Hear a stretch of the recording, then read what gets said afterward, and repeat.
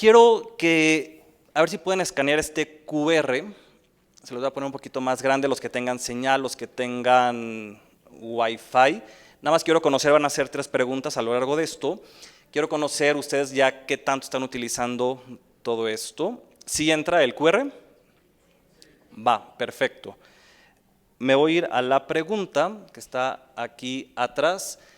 Y quiero saber si utilizan ChatGPT, aunque ahí dice ChatGPT también, o Gemini, o Grok, lo que ustedes quieran, inteligencia artificial, casi diario, muy rara vez, nunca, todavía hay 2 personitas. Ok, pues me da mucho gusto ver que pues ya estamos, estas 46 personas que van votando, 50, que muchos ya lo utilizan y sin duda, como les decía, ustedes me pueden retroalimentar al final de todo esto en qué lo utilizan, porque cada quien le da diferente uso, ¿no? Muy bien. Entonces, por ejemplo, yo ChatGPT es con la que utilizo. Recuerden que ChatGPT, a diferencia de Gemini o Grok, no se actualiza a diario. O sea, si ustedes le preguntan el día de que fue el cónclave, ¿quién es el nuevo papa? Te va a decir, todavía no lo sé, está en proceso de… ChatGPT se va actualizando como 2 meses atrás y cosas muy polémicas sí se actualizan el mismo día, pero tardan, a diferencia de Grok, lo de X, que sí es en el momento. Yo lo utilizo ChatGPT, los pacientes llegan con 10 hojas de laboratorios, les tomo foto y ya con un chatbot, o sea, con una instrucción que le di, le digo, pásame los laboratorios a texto, ¿no? Para que me hagan un resumen de los artículos o guías que sin duda se publican mucho en el día a día. Respuestas a pacientes, ya cuando estén dando consultas, sin duda gran parte del día es contestar WhatsApp y de repente pues son conversaciones un poquito largas que ya no sabes cómo decirle al paciente que todo está bien, que tranquilo, le pongo ChatGPT en un lenguaje cálido, tranquilo, con esta información, dame una respuesta y que no sea muy estructurado como si fuera computadora, y lo utilizo mucho en mi día a día. También para diagnósticos diferenciales sigo dando consulta de medicina interna y a veces esas enfermedades, síndromes que digo, híjole, no sé ni por dónde va, digo, pues a ver si me da algo extra. O las publicaciones que se van a enfrentar, yo tengo más artículos rechazados que publicados y mucho es cambien el formato de que estás en Vancouver, pásalo a APA y pum, se lo pongo a ChatGPT y en 10 segundos ya te lo cambia al otro estilo. Pero bueno, otras aplicaciones que a lo mejor alguna yo utilizará es Notebook LM, que esto analiza muy bien los PDFs, le puedes poner una guía y de tal a tal página hazme un buen resumen, quiero que te enfoques en todo esto. Perplexity, esto a diferencia de ChatGPT, te cita fuentes y eso creo que es muy valioso en medicina porque el DOI, inclusive ChatGPT te puede inventar DOIs, entonces no crean luego todo lo que ven en ChatGPT.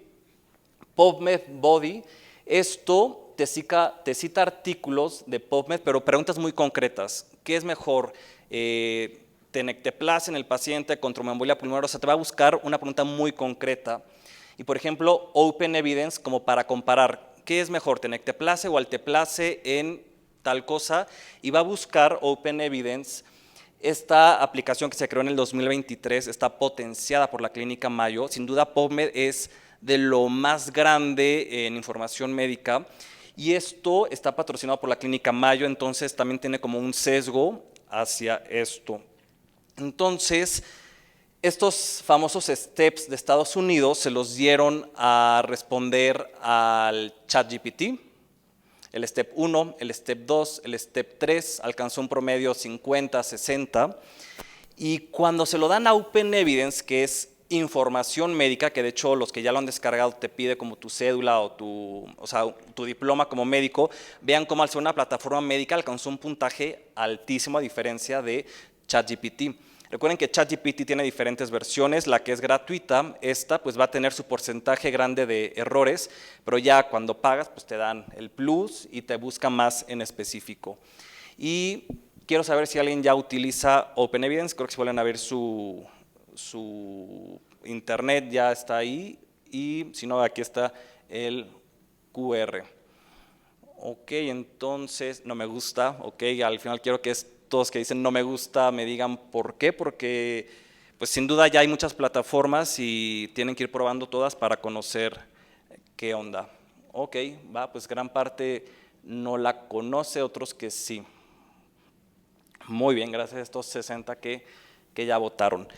Ahora que fui hace 1 o 2 meses al congreso, al ACC, que de los congresos más grandes de cardio es el ACC, americano, el europeo es monumental, hasta me cansaba, o sea, dabas más pasos que en un viaje de París, o sea, caminar ahí vas de extremo a extremo, y el aula, bueno, no el aula, el área de exposición de la farma, impresionante, y de los tantos expositores, casi 25% eran de inteligencia artificial. De las aplicaciones que más tuvieron peso en el Congreso fue esta PM Cardio, que es la aplicación, digamos, más grande para el electrocardiograma, que te da un buen diagnóstico. Al rato les voy a enseñar una con todo esto. Y de hecho han venido a los congresos mexicanos los que lo crearon, y el principal es un residente de cardio. Esta plataforma sirve para subir tomografías, radiografías, y te va orientando el diagnóstico, porque a veces pues, no somos los expertos viendo tomografías o resonancias magnéticas y mándale el videíto a tu amigo por WhatsApp, oye, ¿qué le ves, no? Al experto en imagen. Y esto ya tiene una base de datos tan grande, el BIS-I, que ya te da un diagnóstico con un área bajo la curva casi del 96%, del 96.96. Y los que ya reportan ecocardiograma en su día a día, pues van haciendo que sus tiempos de reporte sean más pequeños, pero esto te da un reporte súper sensible, que al rato les voy a enseñar un poquito más de esto. Estas son como las que están ganando en cardio, por ejemplo. Entonces, yo como veo la inteligencia artificial, pues sí, la puedo utilizar para actualizarme un poquito más, para que me ahorre el tiempo, pero yo creo que en el punto de vista de cardiología nos tiene que anticipar justo para salvar vidas.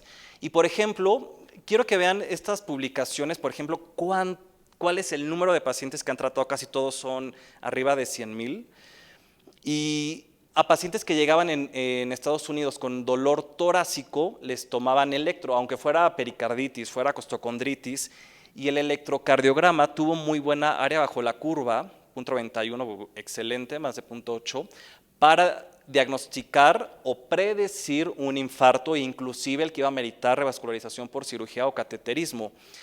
Y en esto que las troponinas las utilizamos para hacer el rule out, rule in, si el paciente se queda hospitalizado o no, tenía muy buena especificidad versus la troponina, y pues vean cómo esta línea roja, que es el electrocardiograma con inteligencia artificial, entre más pegado esté para acá, es mejor, cómo le ganaba en verde a la troponina y a los clínicos. También el electrocardiograma, que es lo que más se está utilizando en inteligencia artificial, sirve para predecir hipertensión arterial y cómo va a evolucionar este paciente. Vean, 20,000 pacientes, los dividieron por grupos, y estos son años, y cómo los de bajo riesgo en gris y alto riesgo por acá iban teniendo hipertensión de forma más temprana. Y no solo predecir hipertensión, sino también insuficiencia cardíaca, infarto y EBC. Y yo como veo la aplicación de la inteligencia artificial es para hacer medicina de precisión. Hoy en día, la guía 2024 europea nos dice este paciente que no tiene la presión elevada, pues mídesela cada 3 años o a cada año. Sin duda, yo creo que algo que va a cambiar en las próximas guías de muchas cosas de cardiología va a ser que la inteligencia artificial nos va a personalizar a cada paciente.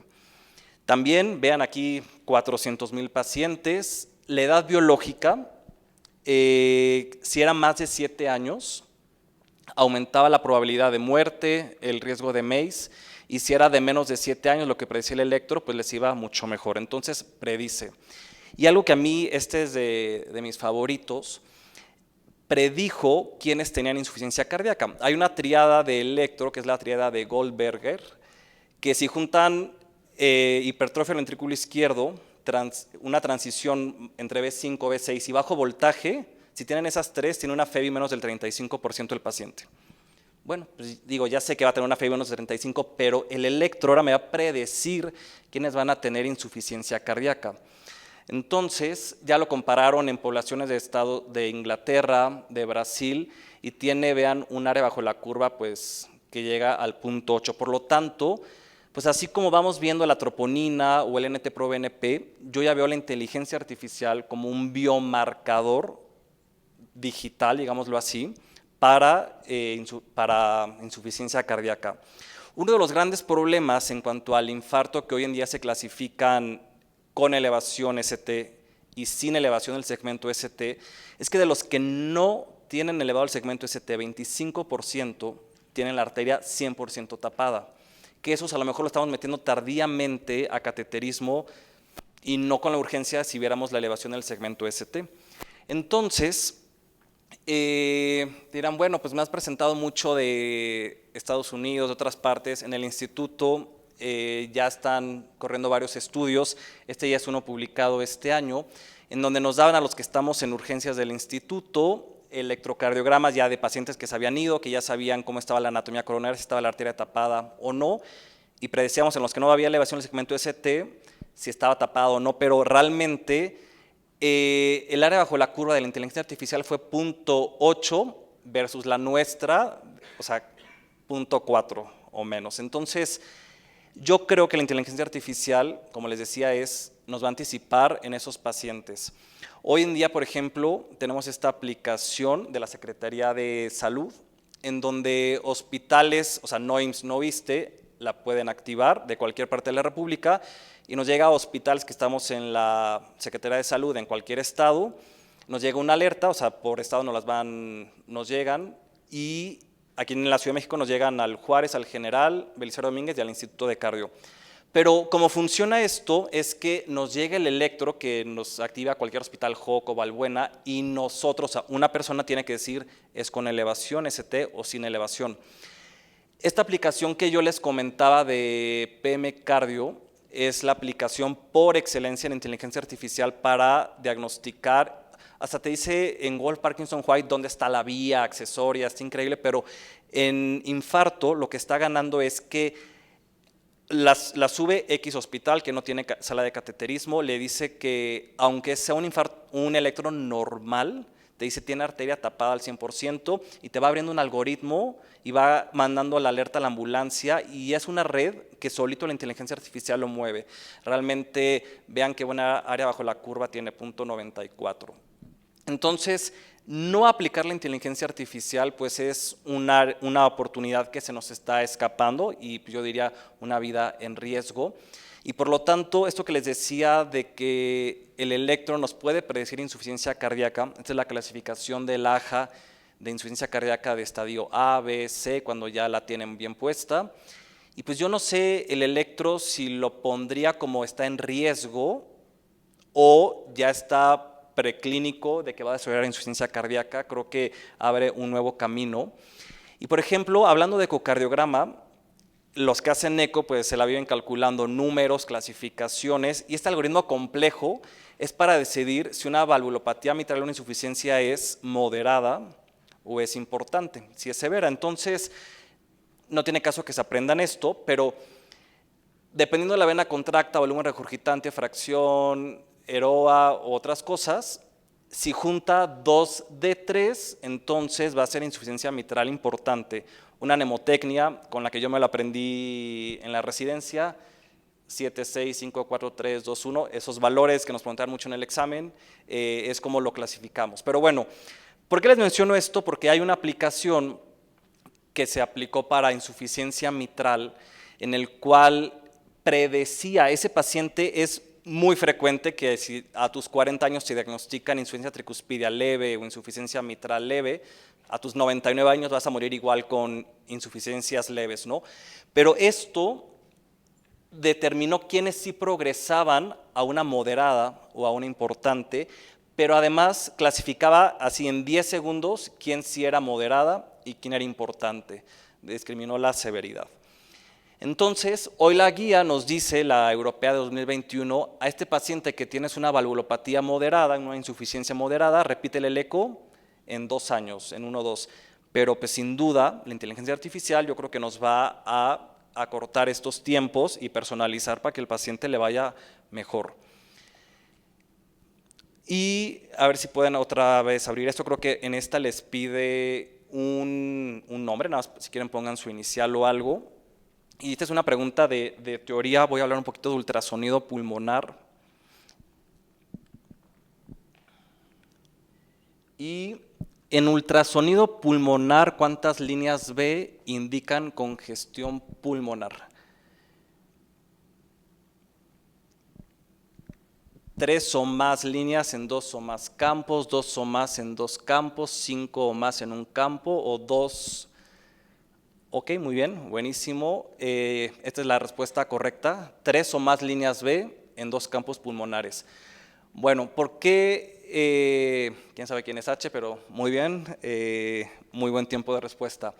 El ultrasonido pulmonar, algo que usamos día a día en las terapias intensivas cardiovasculares. Este es el protocolo Blue, que con base a las líneas B, que son estas líneas verticales que parten desde la pleura, o las líneas A cuando son unas líneas horizontales, y si la pleura se desliza o no, podemos hacer diagnósticos de edema pulmonar, TEP, neumonía, EPOC, neumotórax. Entonces, ¿qué es lo interesante de esto? ¿Por qué se los menciono?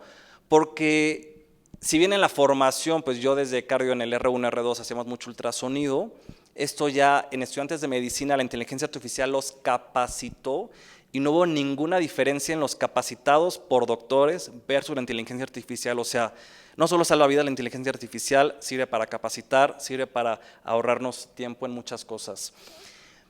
Y a mí se me hace complejo, cuando estaba tomando el diplomado, nos decían, y queremos que hagan un algoritmo, y yo, pues, que a ver, eso no me atrae, no me gusta, no soy hacker, no sé hacer todo esto de tecnología.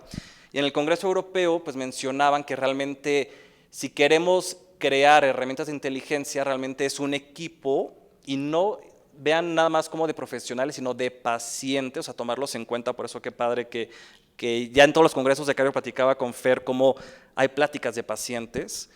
Pero, pues sin duda, son ingenieros que nos ayudan a desarrollar esto. El que les platicaba de inteligencia artificial del instituto, nos apoyamos con ingenieros del ITAM, son los que nos están llevando todos los algoritmos, ¿no? Entonces, uno de los grandes problemas que yo veo de todo esto de la inteligencia artificial es esto de la implementación, pero esto que está aquí arribita, la equidad y lo ético. Qué padre que el Ángeles, el ABC, un hospital privado pueda pagar por la aplicación en donde va a diagnosticar un electro rapidísimo, cuando también lo va a ver en rapidísimo un experto, ¿no? Pero yo donde le veo más utilidad es en el IMSS, en el ISSSTE, en estos hospitales rurales que a lo mejor está viendo el electro a alguien que no tiene mucha experiencia y que puede omitir cosas que realmente impactan en la vida. Yo creo que es ahí donde el gobierno tiene mucho, necesita implementar, y no tanto en los hospitales privados, para que funcione esto. Hay muchos problemas que nos vamos a enfrentar. Si yo utilicé inteligencia artificial y por algo me falló, ¿de quién es el error? Es mío, del hospital que compró la plataforma, de la empresa que lo diseñó. Eso no está regulado y es parte de lo que le toca ahora a los políticos. No sé si alguien vio que hoy en la mañana se puso la primera TAVI, que es la válvula aórtica por cateterismo, asistida con inteligencia artificial, en donde la inteligencia decía un poco más abajo, gírale tantito, ahora libérala. Y lo que pasó fue esto, pues ellos son los primeros operadores de todo esto y acabó mala cosa. Pues la verdad es que esto es falso, o sea, esto es una animación, pero a lo que voy con todo esto es que no todo lo que vean en redes, en inteligencia artificial, es real. Tienen que, pues, utilizar plataformas que citen fuentes.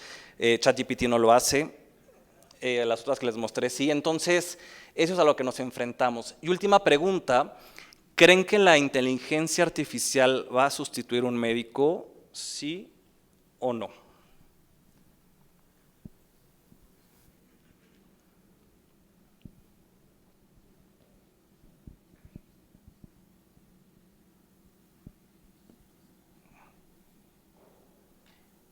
Ok, la mayoría se inclina porque no.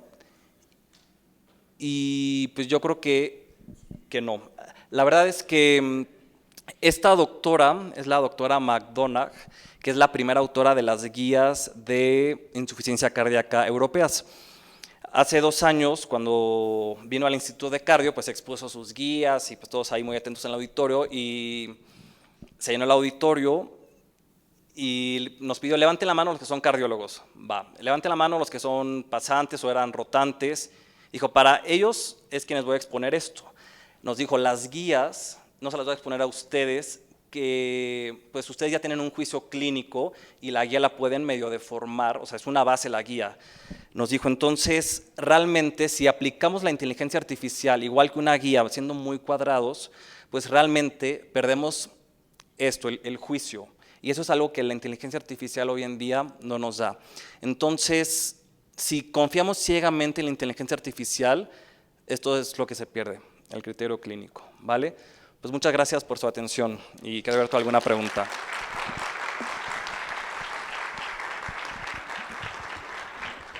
Alex, bienvenido, como siempre, estuviste en la primera edición de Carem y ahora estás en la tercera. Es un verdadero deleite tenerte, que es súper plática.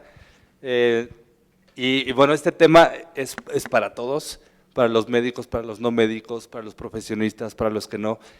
Pienso que todos estamos en la obligación de conocer, si tenemos el acceso, que nosotros casi todos afortunadamente lo tenemos la obligación de conocer y de aprovechar. Pienso, como lo dijiste muy bien, que es una oportunidad de tener, como si alguien te regalara un super cerebro, ¿no? Que lo que tú estás pensando, quieres hacer, pero no sabes cómo. Necesitarías un experto que te dijera lo que tú no sabes, cómo sí lo puedes hacer o con quién pedir.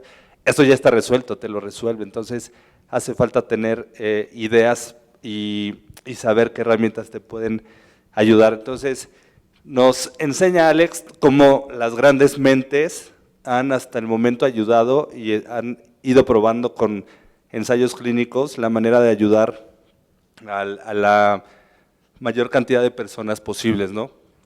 Creo que nuestra tarea ahora con ustedes como estudiantes, o sea, por ejemplo, nuestros profesores nos contaban que para leer un artículo necesitaban ir a la biblioteca, que a mí todavía me tocó alguna vez, tenían que ir en camión, en autobús, a la biblioteca de tal o cual hospital para buscar el artículo, pedírselo a la bibliotecaria, que te lo prestara, sacarle fotocopias, y entonces, ¿no? Entonces a nosotros nos tocó una revolución con la computadora y con el internet, donde ahora ya teníamos al alcance de un clic la información. ¿Eso nos hizo peores médicos? No, nos hizo diferentes en la capacidad y en la disponibilidad de tener la información. Entonces ahora les toca a ustedes tener información a la mano, pero todavía mejor, con capacidad de predecir, con capacidad de crear, con capacidad de comparar de una manera increíble. Entonces es importantísimo que ustedes tengan una noción muy completa de que quieren ser los grandes especialistas, que aprendan, que utilicen estas herramientas como eso, como una herramienta de aprender más y más rápido. Pero lo que decía Alex es totalmente cierto, ¿no? No ser ciegos a la inteligencia artificial, sino saber utilizarla. ¿Alguna pregunta?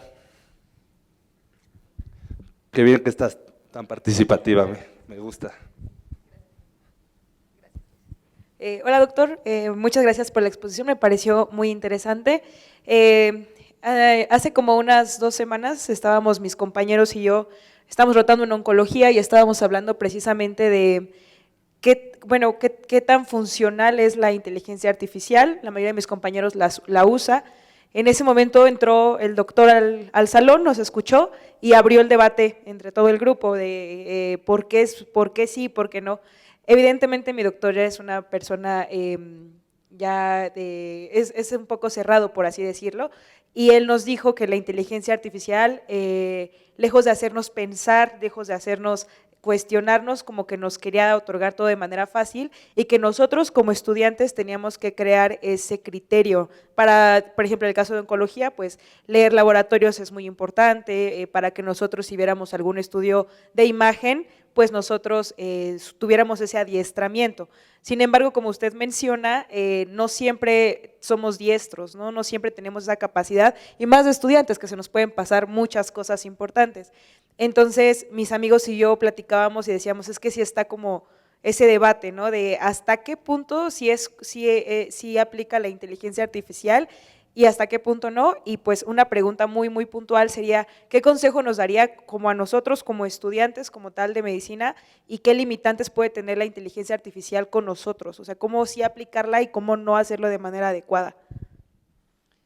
Pues mira, yo creo que es algo muy curioso que no hay nadie experto en el tema todavía. Estamos aprendiendo los estudiantes, los que ya tenemos un poquito de unos mesecitos dando consulta, los que ya tienen mucho tiempo, todos vamos aprendiendo a la par. Realmente yo creo que las generaciones, la mayoría de las cosas, de las ideas de inteligencia artificial nacen de estudiantes y que ya se apoyan con amigos de ingeniería o algo así, o en universidades con otros edificios. Y yo creo que se necesita esa como creatividad, esas dudas que de repente tienes, esas son las que se tienen que exponer. Y fíjate que, o sea, en oncología es el área que más ha avanzado en esto, porque lo que en un electrocardiograma cuando se imprime que te dice arriba bloqueo de rama derecha, es porque nada más aprende un algoritmo que si en B1 ve dos piquitos arriba, bloqueo de rama derecha. O sea, realmente la inteligencia artificial ve lo que nuestros ojos no ven, cosas ya muy profundas que en mastografía, en micronódulos de pulmón se están adelantando. Entonces es tener la mente abierta y exigir todo esto de los marcos regulatorios legales. Creo que es donde tenemos que presionar hacia las sociedades de cada sociedad mexicana de cardiología, de oncología, que ellos son los que presionen para que se use de forma correcta y ya que la pongan a trabajar.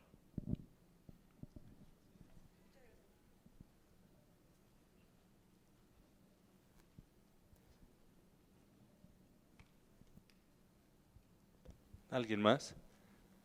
¿En virtual hay alguien con preguntas? Pues muchísimas gracias, Gracias. Alex. Un aplauso, por favor.